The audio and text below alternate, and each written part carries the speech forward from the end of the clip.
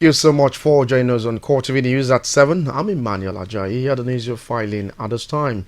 Corruption has been the bane of development in any given society. In the view to fighting the scourge in Nigeria, stakeholders at the Leadership and Corruption Summit in Lagos seek solution to a corrupt-free society. Our correspondent has details in this report. It was a gathering of both the young and the old to provide solution to the bane of development called corruption. The atmosphere was charged with words of encouragement from the president of Women Rights for Change Initiative, Joe Oke Odomaki, and leadership advocate Gideon Oyedepo, who are guest speakers at the event. They charged the participants on having a corrupt-free society. There's no doubt about it that Nigeria, our great country, is bleeding under the heavy weight of corruption. If we do not keep corruption, corruption will kill us. Talking about today's program, corruption and leadership.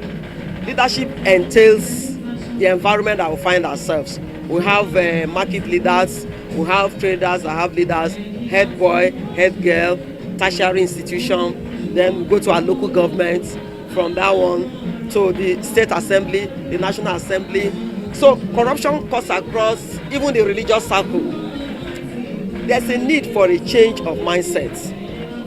A mindset that places premium on value. A mindset that emphasizes materialism. There are different levels of corruption. There is spiritual corruption, there is moral corruption, there is societal corruption, there is institutional corruption, there is national corruption. These are different types of corruptions. All right? And I tell you, like I said from the beginning, all of them proceeds from spiritual despondency, from a state of spiritual carelessness. Because that's the only place where you can get it right. And once you get it wrong there, corruption is not part of our culture. We need to personally to decide and determine. Determination, decision that look, me, I'm not going to get involved. Then determine as well to expose the corrupt practices around us. Once we decide to expose them, not covering them up, everybody around you, they will be afraid to practice it. For the convener of the event, he believed the purpose of the program is to have people in the society who will shun corrupt practices in leadership. I can really say that people really blessed and people were enlightened to know what corruption is all about. Or else we can be able, the corruption in this country starts from us, individual. Participants at the event have this to say. Your conscience is the one thing.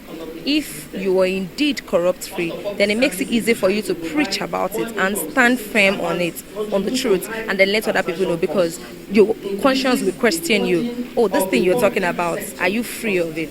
When I get home, I would like to teach my people in order to live a life free from corruption, because from homes, corruption starts from home. For me to take home now is for me to relate this message to my church, my home, and the whole community entirely, even my working place. Corruption is blind and it does not have class. Okay, and we must not do it the way other people are doing it. So that is what I'm taking home.